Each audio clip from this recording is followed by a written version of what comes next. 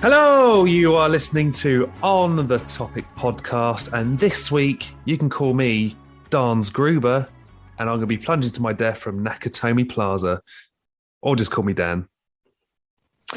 I don't know how to follow with that, Dans Gruber. I am going to a Christmas party up the Nakatomi Plaza, and I'm throwing tourists off the roof. And I'm Alex, and yeah, we've got a really exciting episode this week, haven't we? We've got a Christmas special. Or is it a not Christmas special? Well, I think we've already kind of given it away. But I mean, this year, we thought we'd do something different, don't we, Dan? Because last year we had a hugely successful, still getting actually hits now, our Christmas movie review. So we've got all our favourite Christmas movies and yours, actually. And as I say, it's still relevant because, not a lot's happened in the last year, at least in the world of cinema. So go have a listen if you haven't already, because it's a really great episode. I put the link in the description below, but we had some really good listening traction and a smattering of our favourite Christmas films. But this year we thought we would do a bit of a debate, Dan, isn't it? Well, it's not really. I think it's more one-sided, but we've got something special for listening, haven't we? Yeah, so we're going to be talking about 1988's Die Hard. Bit of a review, bit of a behind the scenes. We've got some fun facts for you as well. Yes. And I suppose the main argument is it a Christmas film or is it not? And we'll get to that in just a little bit. But before that, Dan, what have you been up to since we've last been behind the mic? Anything exciting? Anything you want to share with us? Had a bit of a busy weekend, as we were talking off air, Alex. So Friday I did a ghost hunt. I mean, if people listen to our Halloween episodes, so I'm into that sort of thing. Bit of a quiet night. Had some weird things happen sort of off the equipment, but hey, it's one of those things. On the Saturday, Alex, I went to Fratton Park to see my beloved Pompey play in the FA Cup second round. Cool. And we lost to, I don't know, League Two side. It was pretty dreadful. Is that good? You can't remember who you played? Yeah. Harrogate Town, something like that. But to be honest, that's not for me to break down to our listener. That's for Three Lads in the Pub with my friend Ryan. Good podcast if you're a Pompey fan. But I followed that up by going to a burlesque show at Staggeringly Good Beer. As you do. Brewery, as you do. Not for me. Very unusual. Don't get me wrong, it was entertaining, but would I go to another burlesque show? Probably not. So for the uninitiated, which includes me, Dan, what? I mean, I know the rough premise of it, but what did you actually see? Can you give us the PG breakdown? Lots of women basically stripping down to, I mean, essentially scantily clad underwear, nipple tassels. And at one point, one of them had, I don't know if she was wearing some kind of belt. I was sort of a bit further back and a little bit drunk at this point. She had an angle grinder and putting in something, and sparks going everywhere. So much so, she had her tongue sticking out with all these sparks sort of bouncing off. Like, I don't know, mate. Huh. It's a bit unusual for me, but okay. Our friend Paul, who did an episode with us in the year with his other half Kelly, he was there doing some photography, and he's been doing these burlesque photo shoots for a while now, and he's just so accustomed to it. He doesn't really bat an eyelid. Wow. Yeah, so very fascinating. But I mean, outside of all of that, pop culture wise, I've watched the new Home Alone film on Disney Plus. Oh yeah, just to get into the festive spirit. I mean, just take it for what it is. It's not brilliant, but it's not terrible either. I mean, it's the reboot that no one asked for, but is it worth a watch at the very least? I'd say so. Yeah. Just take it for what it is. It's not brilliant. It's not awful. It's a bit mediocre, I suppose. Okay. It'll never hit the dizzy heights of Macaulay Culkin's Home Alone's 1 and 2. Let's put it that way. No. I've just finished watching Tiger King season 2. Ooh. We burned through the first 4 episodes. We haven't gone back to it, but I mean, it's bananas, isn't it? It's nuts, the first one. It's just, I wouldn't say it's as crazy as the season one, because I mean, season one sort of hits all that backstory, whereas this is like now, what's going on now, and it's just when you think things couldn't get even more fucked up, but it does. Yeah, and they start introducing new people into the array. I mean, it's just crazy. And also been watching Hawkeye, Disney Plus. Yeah, I'm enjoying it, Dan. It's really good, and I have no doubt we've got an episode lined up for that in the future. Don't know whether it'll be the end of the year or maybe the new year, but we'll see. I just love how they've made Clint Barton, aka Hawkeye, sort of very human. He's wearing a hearing aid. Yeah. So they're showing that he actually, he's not, buffed up like Captain America. He hasn't got a suit of armor or anything like that. He's just Clint. Yeah, it's really good. And some subtle nods here and there, at least up until the third episode at the time of recording. So, yeah, I'm thoroughly enjoying it. I think it's due to finish. Is it up to Christmas week, is it? It's due to be completed. So, perhaps between Christmas and New Year, or perhaps slightly afterwards, we'll do a season review. But I think it should be good. Yeah, we seem to have a lot lined up, Alex. It's going to be a busy end of the year for us, and potentially a January as well. I mean, obviously we've got Spider-Man No Way Home coming out fairly soon. Obviously got to talk about that in a film review. We've got our alternative Christmas message, which we do every year. Oh, I love that. Most anticipated 2022. I should be talking about this at the end of the episode, not the start. But hey, if you want to get involved in on these episodes, listener, we'll put all of our deets at the end. Oh yes. But Alex, that's enough about me. What about you? What have you been doing in the land of Alex? What have I been doing? So, pop culture wise, I went to see the Eternals last week, Dan. Have you seen it yet? No, I wanted to see it on my week off. Never got a chance to. I don't really know where I'm going to squeeze in, to be honest, because I've got a wedding this weekend to attend to. Obviously, abiding by the rules, of course. Still doing COVID tests twice a week for work, etc. So I'm being a good boy. So yeah, no, not seen it. What's your thoughts? Is it good? Is it film review worthy, or? It's not in my top 15. I think it's more of a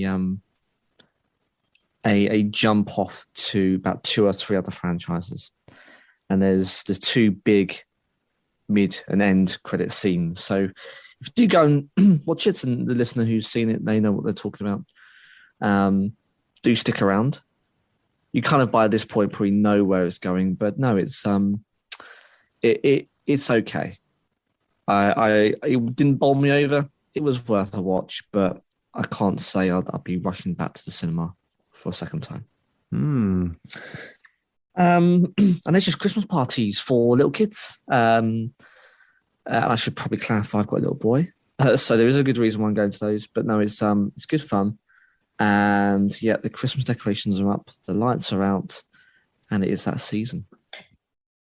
So yes, having lots of fun with the Christmas cheer. Good stuff. Speaking of Christmas cheer, Dan, let's get into it. So, Die Hard. So, for those who haven't seen this film, I mean, it's been out for 29 years. Yeah, quick maths. What's the headline details? So, it's released on the 15th of July, 1988. So, a while ago now.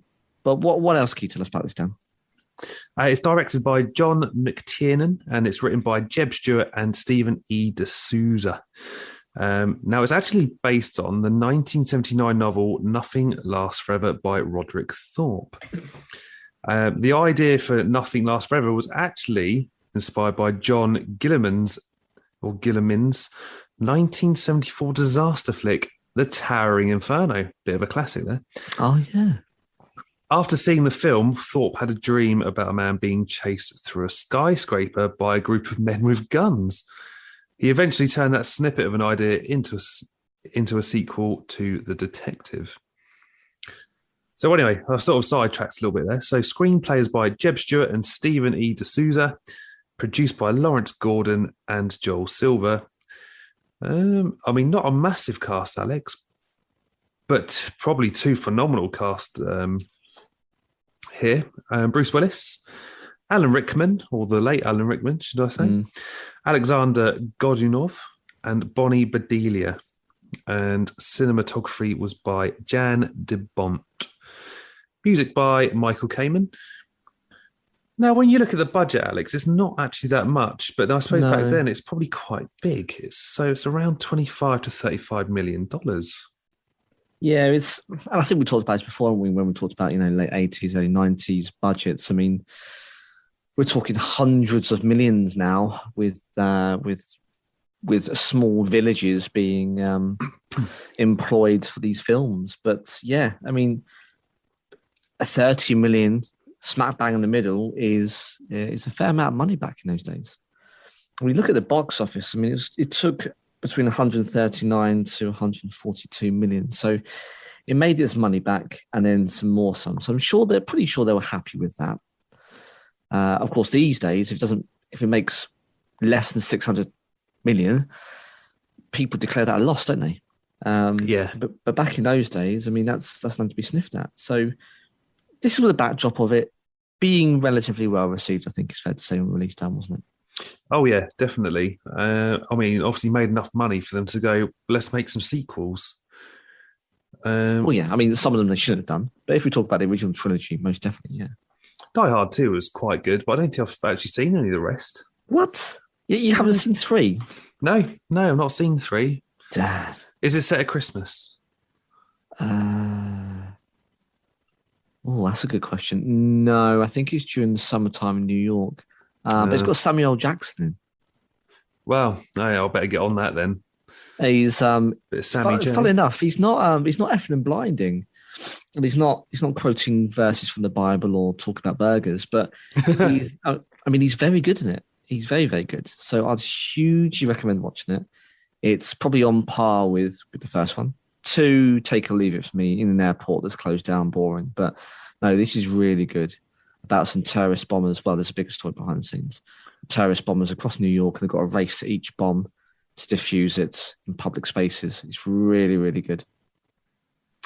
In typical OTT style, Alex, we have got some facts about the actors as well. Oh, yeah. So apparently Bruce Willis was not the first choice to play McClane. The role of McClane was actually turned down by a host of the decade's most popular actors. This included Arnold Schwarzenegger, Sylvester Stallone, Harrison Ford, Robert De Niro, Charles Bronson, Nick Nolte, Mel Gibson, this is a long list, Yes. Richard Gere, John Johnson, and Burt Reynolds, and Richard Dean Anderson.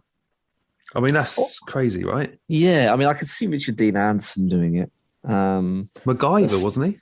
Yeah, and also in Stargate for those sci-fi fans who are in the know. But yeah, he's a very talented actor, very versatile, knows his action. But I wouldn't have said he would have been perhaps the best fit for this. So yeah, interesting to hear of that potential casting lineup. Well, there's some others as well, Alex. Now, these are quite interesting. Frank Sinatra got first dibs on playing the role of John McClane in Die Hard. What? But at the age of 73, he was 73, he smartly turned it down. And Clint Eastwood planned to take a stab at playing John McClane because he actually owned the movie rights to Nothing Lasts Forever, which he had planned to star in the early 1980s, but that never happened. Known mainly for work on television, Bruce Willis was paid $5 million. I mean, this is a serious payday back then. Yeah. For his involvement, placing him among Hollywood's highest paid actors. Wow. Indeed. And not just John McClane, Alex, but the role of Hans Gruber was originally offered to Sam Neill. But Sam Neill ended up turning the film down. But this is where Alan Rickman comes in. In the spring of 1987, the casting director saw Alan Rickman playing the dastardly Valmont in a stage production of Dangerous Liaisons and knew they had found their Hans. Yeah, we were talking previously, Dan, weren't we, about Sam Neill? And I mean, if we look at 88, 3 years later, Jurassic Park? Yeah. You know, the lovable father figure running around the jungles of Isla Nublar, running away from T-Rex and velociraptors. I don't know how I'd feel about him running away from German tourists at the top of a skyscraper. I'm not sure whether it would transfer. I mean, as we were also saying, you know, he does star in Peaky Blinders the first 2 seasons as like a bent copper, your favourite kind, Dan. I'm not even going to explain that backstory. I'm just going to leave that there for those who don't know. And a Northern Irish head of Birmingham police, and he's very good. And he's well, as I described, he's not particularly squeaky clean. But I don't know how he'd be fair up against John McClane. So I think it's probably the best guy won that one, I think. Oh, definitely. Most of the film was actually shot entirely or almost entirely on location in and around Fox Plaza in Los Angeles. Huh. Now, Alex, expectations for Die Hard were actually quite low. Some marketing efforts omitted Bruce Willis's image, ostensibly because the marketing team determined that the setting was as important as McClane. Upon its release in July 1988, initial reviews were mixed. Now, criticism was focused on its violence, plot, and Willis's performance, while McTiernan's direction and Rickman's charismatic portrayal of the villain Dans Gruber were praised. But it did win 4 Academy Award nominations. Now, this elevated Willis to leading man status and made Alan Rickman a celebrity. I think that's a little bit unfair, Dan, just because, and we've got hindsight, right, which is a wonderful thing. But, you know, Bruce Willis, I do think he's a talented actor. And, you know, he's sarcasm and his dry humor and the wits. I mean, again, some of it's going to be script writing, but I think he delivers it beautifully. I mean, just listen to this absolute blinder. This channel is reserved for emergency calls only. No fucking shit, lady! Do I sound like I'm ordering a pizza? There you go. So it's things like that where, you know, I just can't see anyone else delivering. And so, you know, I mean, I don't know how much you want to expect of someone to running around barefooted in a vest, shooting guns covered in blood. You're not expecting, you know, someone to recite a Shakespearean sonnet, are you? No. So, as I say, giving it a more contemporary perspective, I'd say they don't know what they're talking about. So I think he was brilliant in it personally. Well, interestingly, since then, Die Hard has actually been critically reevaluated. And I mean, of course, it's now considered one of the greatest action films. And I mean, part of the argument, and is also often named one of the best Christmas films. There you go. But we'll talk about that towards the end. I mean, should we just blast through the synopsis? Just run through it. Let's do it. We've got some nice fun facts to squeeze in between. Now, it's set on Christmas Eve, and New York City Police Department Detective John McClane has arrived in Los Angeles, where he's actually hoping to reconcile with his estranged wife, Holly. Now he goes to Nakatomi Corporation, where his wife is an employee. Now he's driven there by limo driver Argyle. Is that like Plymouth Argyle, Alex? That Argyle? I don't know. I don't know what the connection would be in that decade. Well, we'll go with it. That's his name anyway. His name's Argyle, and he offers to wait for McClane in the garage. Now, McClane goes upstairs, changes his clothes, and the tower gets seized by German radical Dans Gruber and his heavily armed team, including Carl and Theo. Everyone in the tower is taken hostage, except for McClane, who was, well, he just slips away, doesn't he? He hides. He's off. He does. I think he was taking a shower, wasn't he, or something, or getting prepared for the party, and it all kicks off. Yes, indeed. Now, Gruber's not a nice man. He's posing as a terrorist to steal the $640 million in untraceable bearer bonds in the building's vault. Now, this is probably one of my favourite moments in a weird, twisted kind of way. He takes Joseph Takagi away and kills him. But it's when he actually re-enters the party, Alex, he delivers the line which just cracks me up every time. He says this. I wanted this to be professional, efficient, adult, cooperative, not a lot to ask. Alas, your Mr. Takagi did not see it that way, so he won't be joining us for the rest of his life. We can go any way you want us. You can walk out of here or be carried out. But have no illusions. We are in charge. He won't be joining you for the rest of his life. It's quite dark, isn't it? It is. But I just can't imagine someone like Sam Neill delivering that line and just making it so it shouldn't be funny, but it is. It is, and I think that's it's like that kind of that dry wit that Rickman has, and the deadpan kind of delivery that kind of gives it. He's not the scariest of baddies, is he? Really, but no. You get the sense that he is a dangerous man and he's an intelligent one. If you put the two together, he's quite the opponent. And yeah, lines like that are just phenomenal. Yeah. But he's failed to get access to the vault. He doesn't get the codes he needs, and he tasks Theo with breaking into it. But the terrorists, they're alerted to McClane's presence, and one of them, Tony, is sent after him. Poor Tony, Alex. He meets his demise. And does he? This is one where he's dressed up in the hat and the ho ho ho on the jumper. Yes, exactly that. There we go.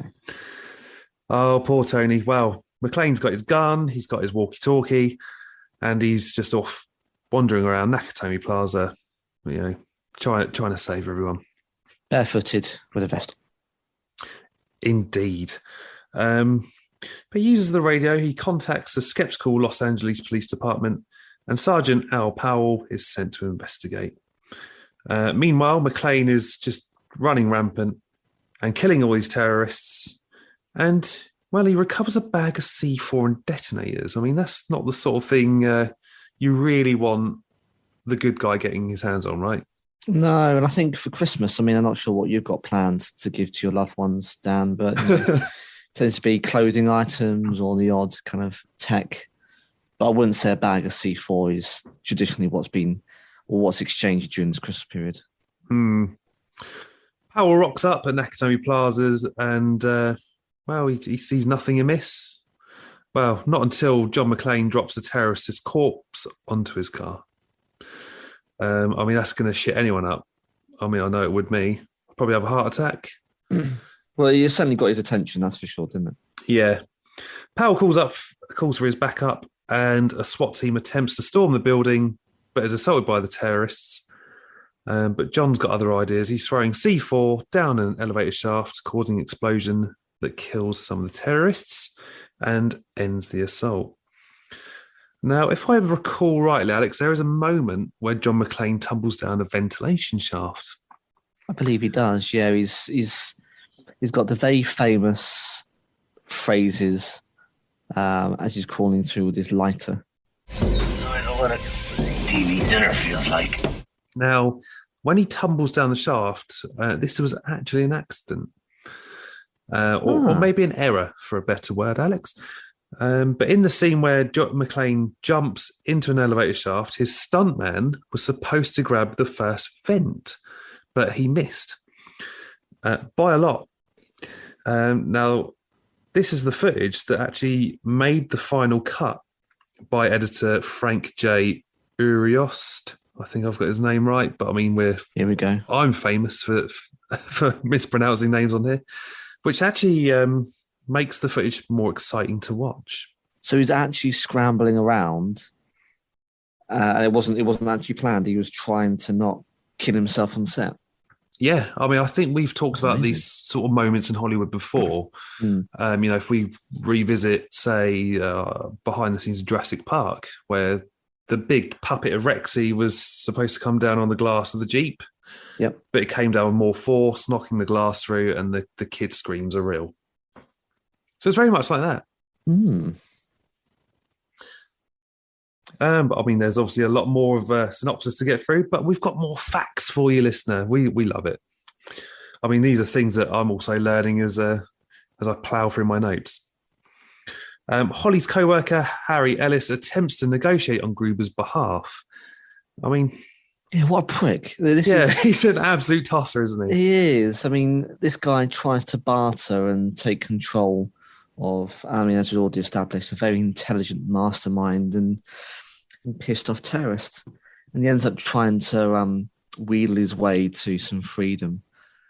It doesn't, of course, work out very well. He ends up with his brains plastering along the wall. But he kind of deserved it. I think we could see that.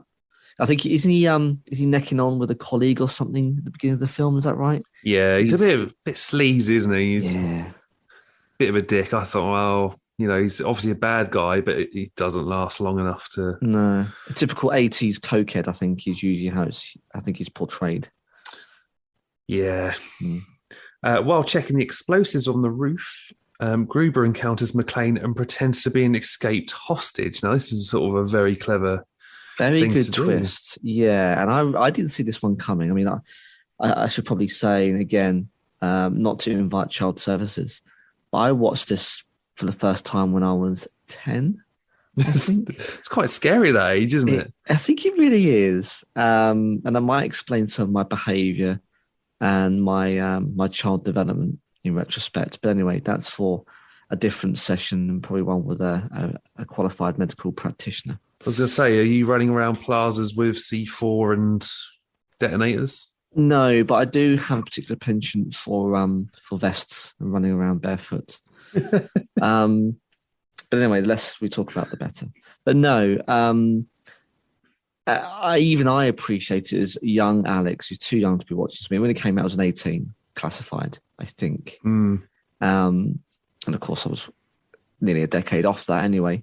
Now, classifications change, right? So some things which actually are now 15 or 12A would have been a 15 or even an 18, 30 odd years ago. So things do change. But anyway, I appreciated the plot twist for it was. I mean, he pretends to be, this another party goer that's escaped. And he's looking for an opportunity, obviously, to get John when his back is turned. And it is really quite a tense kind of 5 or 10 minutes that ends up playing out. It's really good plot twist. I really enjoyed it. I still do to this day. Because McClane just willy-nilly hands him over a gun, but thankfully it's unloaded. So when Gruber attempts to shoot McClane, well, what else can happen? He gets saved by the intervention of other terrorists, but McClane, he escapes, but gets injured by all the broken glass and loses his C4 and detonators. Shocking. But talking of Bruce Willis, he actually has 4 feet in Die Hard, Alex. Oh, tell me. He does, yes. As Willis spends most of the movie in his bare feet running through broken glass, the production team actually gave him a pair of rubber feet to wear as a safety precaution. Now, I've not noticed this before, and I know I'll probably look at this with eagle eyes now. But if you look closely in certain scenes, you can actually see the fake appendages. I'm not sure if I want to. It'll break the magic. But yeah, I mean, it's again a very gruesome sets of scene, isn't it? He's running around barefooted, as I say, and he's running across glass, and of course that's going to go straight to his foot. And it ends up he repels the attack and takes refuge just in the toilets. And there's a very famous scene where he's just sat with his feet up on the side next to the sink, just digging out lumps of glass from his foot, and there's blood everywhere. It's pretty grim. Yeah. Outside, the FBI agents are trying to take control. They order the power to be shut off, which, as Gruber had anticipated, disables the final vault lock so his team can go and collect the bonds. Those bloody FBI members, eh? The FBI agrees to Gruber's demand for a helicopter, intending to send gunship helicopters to eliminate the group. Now, McClane realizes Gruber's plans to blow the roof to kill the hostages and fake his team's deaths. Now, Carl, he's enraged by the death of his brother Tony and attacks McClane and is apparently killed. Also, we believe. Gruber sees a news report by Richard Thornburg on McClane's children and deduces that he is Holly's husband. So he's now realised that Holly is McClane's wife. Oh dear. The hostages are taken to the roof while Gruber keeps Holly with him. I mean, as you do. You want your assailant or our hero to be unnerved. Indeed. McClane drives the hostages from the roof just before Gruber detonates it and destroys the approaching FBI helicopters. All the while, Theo retrieves a van from the parking garage, but is neutralised by Argyle in his limo, who has been following events on his car radio. Well, yeah, he's just chilling in the back, isn't he? He gets out of his limo and just punches the guy in the face. Yeah. Which is brilliant. A weary and battered McClane finds Holly with Gruber and his remaining henchmen. McClane surrenders to Gruber and is about to be shot. But he grabs his concealed service pistol taped to his back and uses his last 2 bullets to wound Gruber and kill his accomplice. Now, this is where Gruber crashes through a window but grabs onto Holly's wristwatch and makes a last-ditch attempt to kill the pair before McClane unclasps the watch. And, well, Hans falls to his death. He does. And again, a very famous slow-motion scene in Hollywood. I think if you even haven't seen the film, you may well have seen that scene. But actually, there's more to this scene, and we talked about it before, Dan. But what's going on here? Well, I've got a couple of facts for you. Now, the panoramic view of the city below in Die Hard's not actually real. No. For real. It is a 380-foot-long background painting which provides the illusion of a breathtaking city view in the film. It's a state-of-the-art one too. So it has animated lights, moving traffic, and the ability to change from night to day. And this painting is still the property of the studio and has been used in other productions since.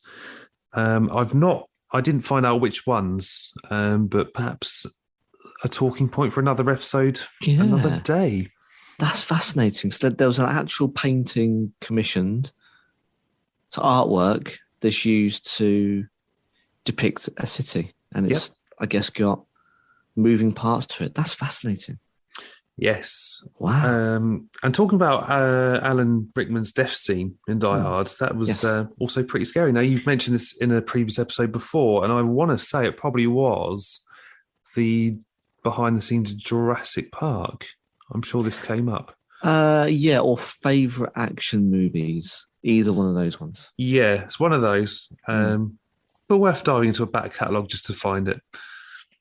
Now, Alan Rickman, his actual falling was supposed to be done on the count of 3.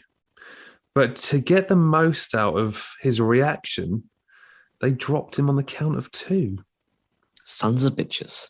Even though he's supposed to fall onto a giant airbag. The terrified reaction from him is genuinely real. Which I think is genius, isn't it? Because it is all about getting that shot, and I think they certainly got it. That slow motion look of fear in his face is not just really good acting; it's also genuine as well. Yeah. Outside, so as we sort of approach the end of the film, Carl ambushes McClane and Holly, but is killed by Powell. Holly punches Thornburg when he attempts to interview McClane before Argyle crashes through the parking garage door in his limo, and he drives McClane and Holly away into the sunset. Or is it the sunrise? I think it's sunrise, isn't it? It's been going on all night. Sunrise, yeah. But that rounds up the film. And I had to dive into Rotten Tomatoes, Alex. I want to see what their consensus was on Die Hard. It's got quite a good rating. Holds up quite well at 94%.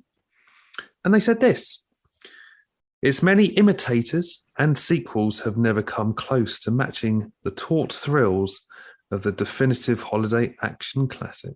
Holiday action classic. So even Rotten Tomatoes are giving a nod to the fact it's potentially a Christmas film. Well, let's get on to that, Alex, because this is why we're here, right? Let's end this debate OTT style. For you, is it a Christmas film? Unquestionably, and it's not because it's me, Dan. It's actually because of someone you already mentioned. So if we just rewind the last 5 minutes, do you remember the cop who was John McClane's support line as he's digging glass out of his feet? It was Powell. Sergeant Al Powell, yes. Played by Reginald Vell Johnson. Now, apparently, Reginald, our mate Reggie, he was currently or recently speaking with Comic Book online and voted squarely that Die Hard is actually a Christmas movie, Dan. It's not just us. It's someone who's in the bloody film. Now, he said, when I was filming the Die Hard, I didn't even think about it as being a Christmas movie. I knew that there was a Christmas theme that was going on in the movie, but it wasn't a major focus. And I never realised that it was going to be a Christmas movie until the audience told me that it was. And when the audience said it was a Christmas movie, I said, yes, and hell yes, it's a Christmas movie. Whatever you want to do. As long as you see the movie, I'm fine with it. But now it's become a Christmas movie. I'm fine with it as well. They showed it every Christmas, and that's fine. I'm okay with it.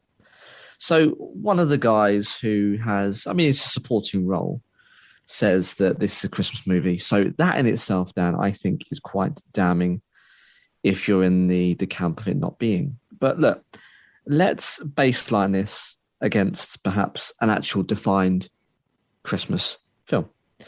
So The White Christmas. Have you seen that film, Dan? No. Not familiar with that one, I'm afraid. I haven't either, but it is a film that traditionally is seen as a Christmas movie, starring Bing Crosby. I don't think anyone's going to argue that it's going to be anything other than a Christmas film. Okay, so let's do a bit of a bingo, a checklist, shall we? So in White Christmas, it takes place during the Christmas holiday. Well, Die Hard does entirely. It's a Christmas party in the lead up to Christmas. It's a Christmas film. But White Christmas, the first and the final scenes are only during the Christmas period. Okay, so let's let that sink in. So the quintessential Christmas movie, White Christmas, only features the Christmas period at the beginning and the end.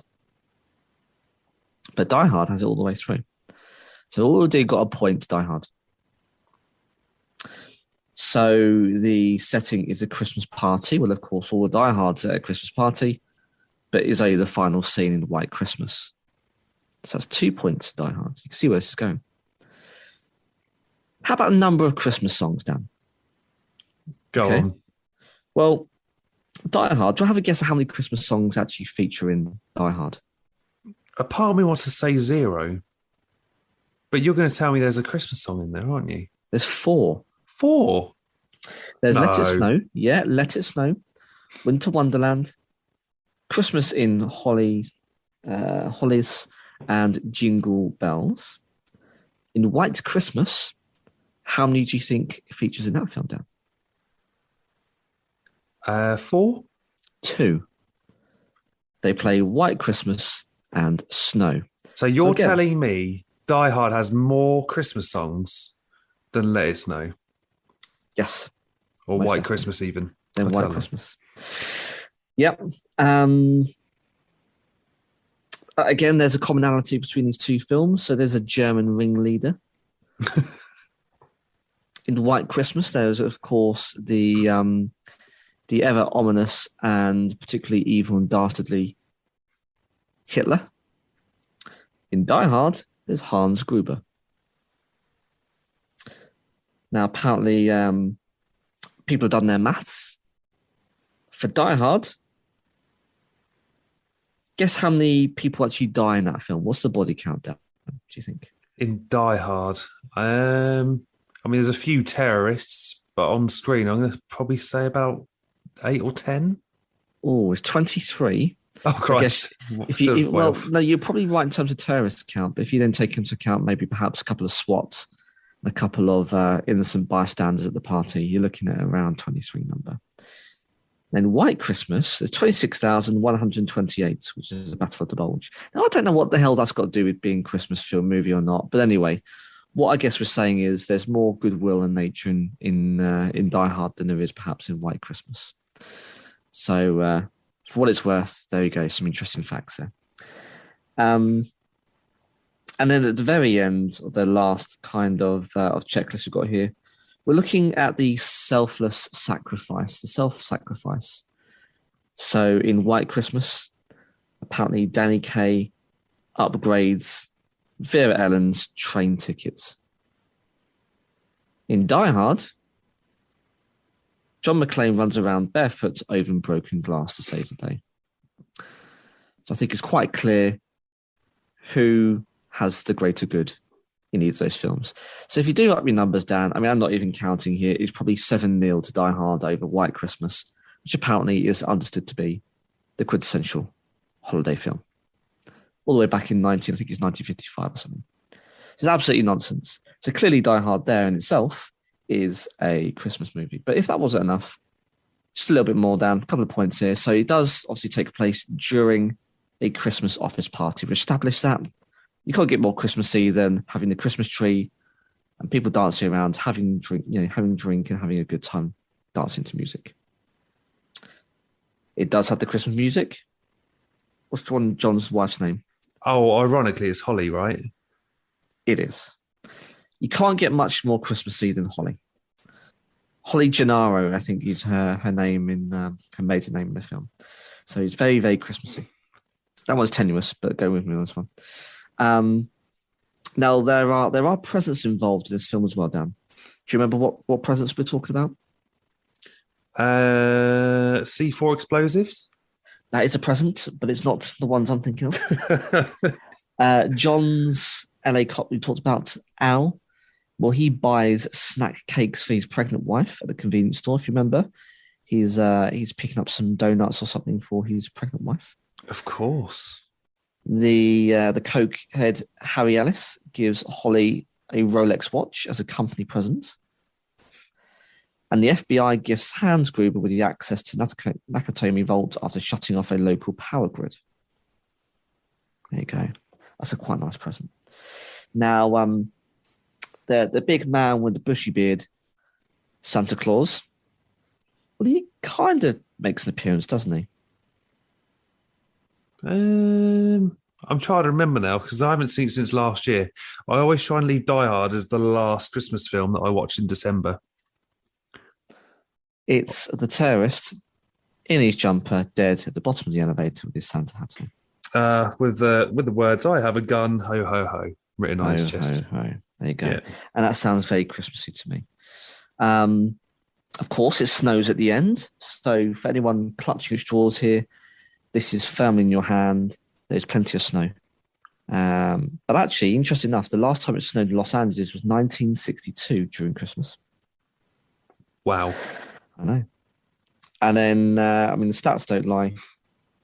Apparently 1.3 million Americans watched Die Hard on Christmas Eve back in 2016. Which beats Home Alone, Miracle on 34th Street, and The Santa Claus.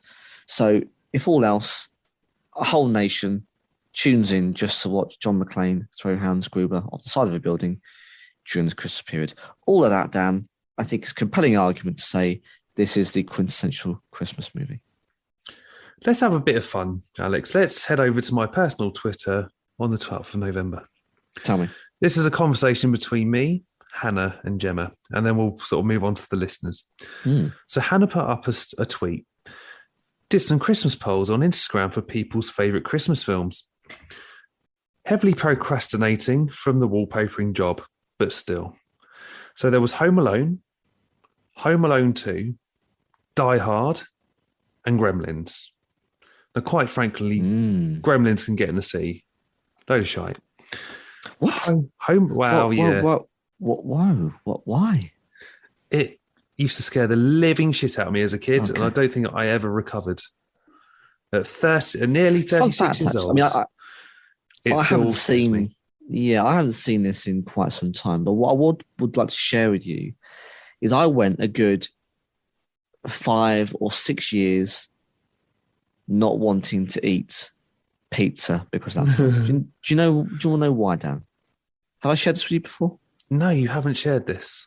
It's either in the first or second film. I don't know. I watched them back to back as a wee nipper. One of the bad gremlins is shoved into a microwave, and he's melted. He explodes. And when they open the microwave door again, do you know what that looks like? Do you know what a melted, exploding gremlin looks like, Dan? An absolute fucking mess. It looks like a dog's dinner. But more crucially important to Alex at the age of 6 or 7, it looked like melted cheese on top of a pizza. So from then on, whenever, which is the most delicious thing known to man, I would hasten to add. But as a little boy, when they deliver the oven pizza to your table and there's melted cheese on top that resembles the dead body of a gremlin, you're not going to want it, are you? No. And it put me off pizza, which is one of the saddest things I think I've ever said on this podcast for half a decade, and I couldn't bring myself to eat it. I used to pick off the cheese down. There you go, and that's why Gremlins can get in the sea. It put you off God's greatest food. It was fucking tragic. So I do agree with you. It's quite a tongue-in-cheek, but quite a violent film for young kids. But we digress. So sorry, yes. So he's in the lineup of all the big films for the Christmas period. So Home Alone amassed 41%, Home Alone 2 got 13%, and Die Hard just fell short at 40%. So, I mean, it was up against Home Alone. I mean, Home Alone's a classic. Gremlins got 6, and that was out of 128 votes. But anyway, back onto the Twitter feed. So I said, Home Alone, then Die Hard. But it depends what mood I'm in. You know, I'm a fickle bastard after all. Now, enter Gemma into the conversation. Die Hard isn't a Christmas film. What? I replied with, Yippee-ki-yay, Merry Christmas. Hannah replied, Yes! Gemma replies, You are both wrong. So what did I say, Alex? I said, we're both right. There's a Christmas party on Christmas Eve, and there's even a Christmas tree. Tell me that's not Christmas. It's Christmas. Gemma said, it's an action hostage film. And Hannah said, with Christmas. Gemma's final reply was, plenty of films reference Christmas without being Christmas films, surely. And Hannah said, this is special, with a little Christmas tree emoji. I wholeheartedly agree. And I think it's all of those things and more. It's a hostage action film. It takes place during the Christmas period, and therefore it's a Christmas action hostage film. But we're on to the listener. So we did get quite a lot of feedback in the argument. So there's, I think mostly people agree that it is a Christmas film, but there are a couple of people that, you know, they don't quite agree the fact that it's a Christmas film. But let's start with Steve Stone's bold head on Twitter. Anyone unfamiliar with Steve Stone, he was a Pompey player, and yes, he did have a bald head. Beautiful. Very, very good player as well. Got us promoted from the Championship to the Premiership. Yeah, enough about Pompey. He says, yes. Why? Because it is. Simple as that. And it's set behind a Christmas party. And next up, oh Christ, I haven't got the name, Alex. Shizer. Not prepared for this one, but they said, it's an action film set during Christmas but not a film about Christmas.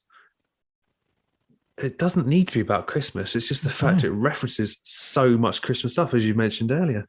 And I think Christmas, although it may not be as a nod to the Christmas film, surely Christmas in itself, the period and the festivities, is almost a character in itself, right? Yeah, I agreed. think so. Yeah. So I've just jumped on Instagram. That was from Jake. Next up, we've got Cody. He says, it's as much of a Christmas film as Lethal Weapon is. Savage. So what is he saying that Lethal Weapon isn't? I presume so. I've not seen Lethal Weapon for many years. That wasn't a Christmas film, was it? Or was it set at Christmas? I don't think it is. Well, I think there's snow in it, isn't it? Or was it one of the other ones? I mean, they've done so many bloody Lethal Weapons. I don't know. But yeah, perhaps it isn't.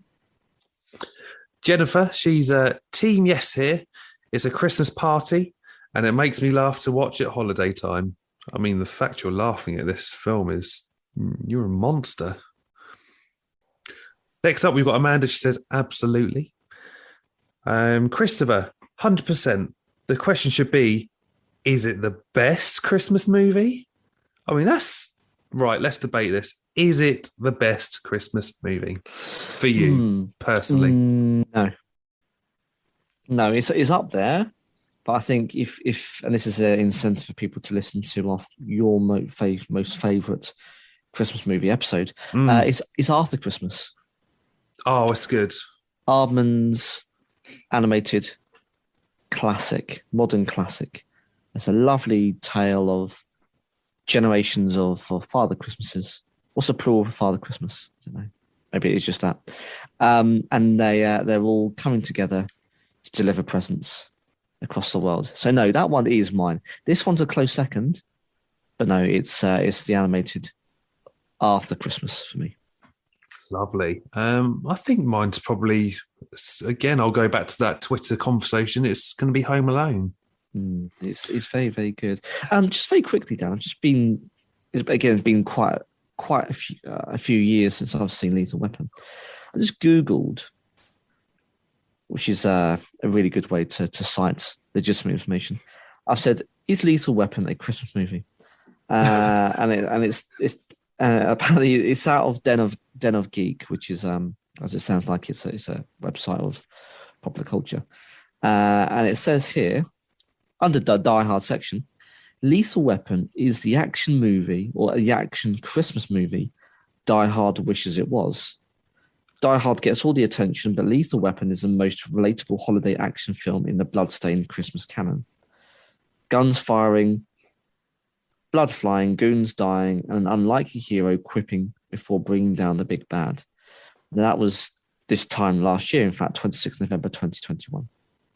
So apparently, I'm not sure whether it's supposed to be ironic, but that previous comment by the listener, maybe they do actually believe that Lethal Weapon is the quintessential action movie during Christmas. That's an interesting one to unpack. Yeah. Oh, wow. Couple more. We got Brad, who just says 100%. And then we got Brian, who just posted the image of the terrorist with his little Santa hat on that says, "Now I have a machine gun, ho, ho, ho, on his chest." But let's round up this episode nicely, Alex. Not something that was actually from the listener, but something I saw, or something my other half saw on Twitter from Nerdist. Oh, yeah. They said this. If you start Die Hard at exactly 9:58:13 on New Year's Eve, you can see Dans Gruber fall off Nakatomi Plaza, which is better than any ball drop on New Year's Eve countdown. You're welcome. Oh, that's beautiful. What a way to ring in the new year. I know, right? I mean, there's other things you could probably do as well. I mean, I'm sure if you start Infinity War at a certain point of the night, it is when Thanos snaps his fingers, and there's maybe that's an episode in itself somewhere, maybe into the new year next year. Who knows? Yeah, we've got too much to unravel, Alex, over the next few weeks. We have, but yeah, I think we've put this one to bed now, Dan, haven't we? I don't think there's any other argument. I think it's quite factual. This is the quintessential. It might be niche, action hostage film but nonetheless, it's our action hostage film during Christmas, and what a wonderful film it is. Can't disagree with that. It's beautiful, and I need to try and watch it before my other half goes home for Christmas. So one of our favourite Christmas films. Very festive. Indeed. Very festive indeed. And if you haven't seen it, then please do. I do think it's some wonderful casting. Great storyline, of course. It's the cornerstone of popular culture. You can't get away from it. So if you are watching for the first time, give it a watch and let us know how you get on and whether you think it ages. Because, of course, we probably watch it from nostalgia, don't we, Dan? Yeah. Because we grew up with it. So now, whether we should have done is a different thing. That's a different conversation, but we did. So, yes, I'm not quite sure whether it would quite stack up to today, but nonetheless, if you are watching for the first time, let us know on the socials. Indeed. And if you want to follow us on those socials, we're on Facebook, Twitter, and Instagram at On The Topic Pod. And we've got Gmail, which is onthetopicpodcast@gmail.com. And Alex, we've got our WordPress website as well. You're better at this one than I am. Only marginally. It's all one word, all lowercase, onthetopicpodcast.wordpress.com. All you've got to do is go onto there. We've got our ugly mugs and bios. We've got all our episodes, in fact. So if you haven't got a preferred podcast player of choice, you can stream and listen to all of our episodes from all the way back to the weekly roundup. And you can listen to it for free on our pages. And then we've also got some affiliate content with our thread provider, Morbid and Mundane. So go have a look, go give it a visit, because it's a great little website. And you could while away a good coffee break whilst having a look at our pages. Yes. And if you follow those socials, I'll always put a link in all the posts, which will take you to Anchor. So this is where you can leave us a voice message and be a part of the show, and we can plug you in. A bit like Claire, Alex. She believes Die Hard is a Christmas film as well. We'll just plug that in now. It's 100% a Christmas film. And there it is. She believes it is a Christmas film as well. But what have we got coming up? Well, I got a bit mixed up this week, Alex. I thought we were doing Unsung Heroes and Misunderstood Villains, but I'm sure that'll be coming out just before Christmas. So if people want to get involved, they still can now, but I probably won't be putting it on the socials because there is a lot for us to get through. We will be doing probably a Hawkeye season roundup. Yes. Lots of delicious Easter eggs. All the good stuff. Possibly a Spider-Man No Way Home review, if we can get into the cinema. Oh, yeah. Apparently the tickets have flown out. And apparently there are scalpers, those fucking bastard wank puffins that are selling them for thousands, apparently, on eBay. Who's going to actually buy a ticket that's worth a $5? Well, a $5 or $10, and they're going to spend thousands of pounds. Why? Like, just avoid the spoilers. Take the day off and go during the day. Like, it's not. If you spend that kind of money, it's your own fault. You're bloody bellend. You're encouraging absolute assholes to take advantage. We've already had the nonsense to still do with, the consoles. You can kind of understand for consoles, but cinema tickets? I mean, come on. Really? I know. Well, there's that. We've got our alternative Christmas Day message, which is something to look forward to instead of the Queen. We're going to dust off your beautiful mug, superimposed in queenly, and it's going to be lovely. So, yeah. If you're sick and tired of the same stuff every year, gather the family, sit them down in front of the roaring fire, full of pigs and blankets and roast potatoes, and listen to another wonderful creation from yours truly, because we give some plenty of festive cheer, a lovely roundup of our year, and things to look forward to. So, it's a celebration, isn't it? It always really is. It seems to have come round really quick this year. It doesn't seem that long ago that we were. I mean, the height of COVID, the second wave, and we couldn't really do a lot. It doesn't seem that long ago, which is mad. But here we are. We're now In back into December. And the fourth wave, Dan, and it's not over yet. But, we are still continuing. And yes, it's one of my favourites of the year. And the big one, this probably won't come out until probably early January. Most anticipated 2022. Tell us what you're most looking forward to. So we're talking about films, TV series, music albums, books, computer games, or maybe it's something else, because this year's was a bit unusual, we had people that were looking forward to other things, a little bit of normality. Yeah, going abroad or seeing friends and family. And I think we had a really good reflective one in this January.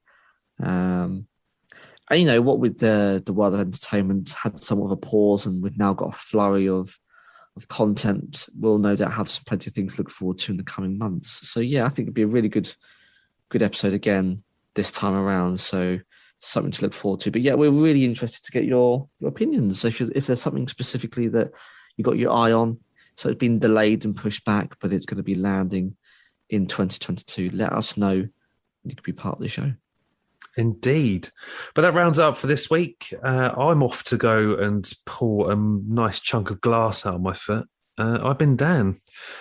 And I'm going to go and sit at the back of a stretch limo, drinking some expensive alcohol, smoking a cigar and clutching a teddy bear.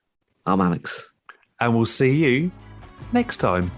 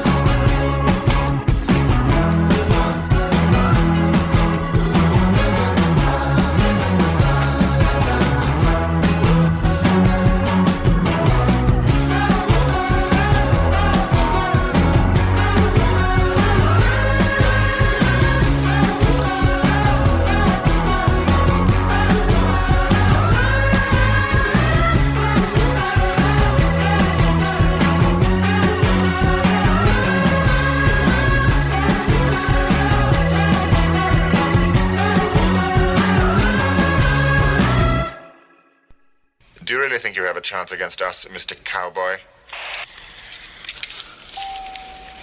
Yippee-ki-yay, motherfucker.